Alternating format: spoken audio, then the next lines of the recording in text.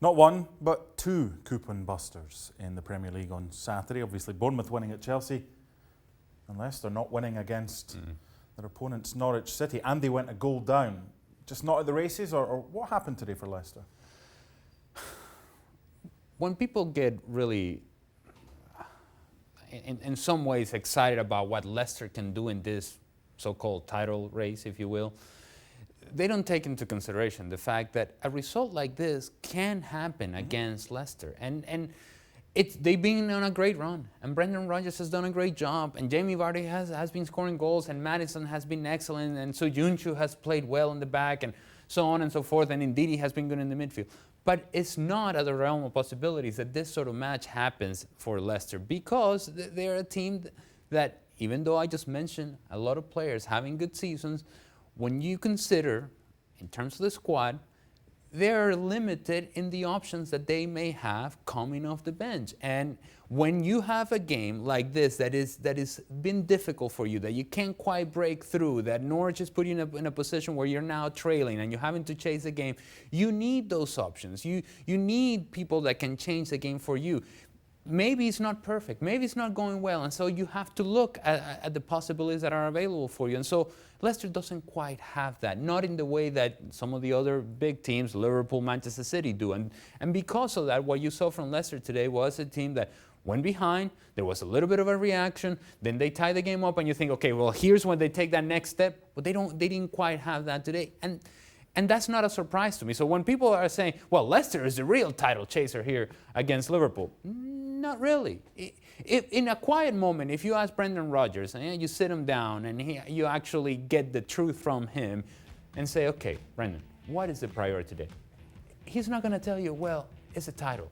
He's going to tell you, how can we manage to finish top four? Because he knows very well that this sort of game can happen for Leicester. And it's not a surprise that they tie against Norwich. It really isn't.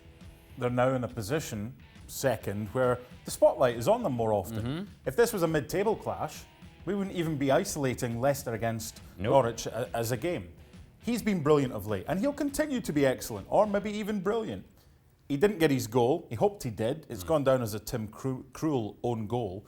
But what have you seen from him over the last few years that has impressed you, and he's been able to maintain a standard and even get up there to where he was when they won the title?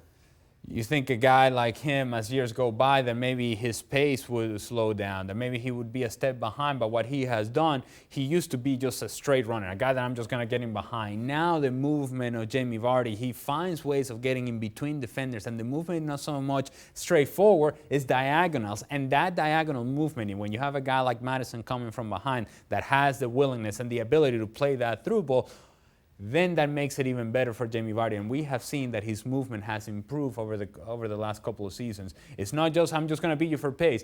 I still have the pace, but now I'm going to read the spaces better so that I give myself the best opportunity to finish my chances. One of the next Premier League games is at home to Liverpool. Van Dijk might pick him up or whoever. That's not a bad game for Leicester to get back into it in the Premier League after dropping 2 points against Norwich. Not a bad game for Leicester to try to get back into that race. Or is the game in which we all say, see you later, hey, it's over. It's over. It's over. People want to make a case for Leicester because people don't want to say, well, it's over before Boxing Day. Okay, so be it. If you want to believe that Leicester is going to go catch Liverpool, go ahead. Go ahead and bet on it and make some money. No, you're not going to make money on that. The truth is that Liverpool is far and away better than everybody else, because even when they're not playing well, they're getting results. And Leicester cannot afford to do that. When they don't play well, they're not going to get 3 points. They have to be perfect. Liverpool doesn't. They haven't been perfect, and still they're 10 points ahead. Finally, a word about Norwich. It's a good point for them. Are you back on the Timo Pukki bandwagon? Because a lot of people deserted him after he started the season. Well, and there was a moment today in which he had an opportunity early on, and you think, oh, Timo. I just want to say, Pukki, can you score a goal? And yeah, and he did. And so, look, Norwich is a team that will be happy with staying up. And that's it.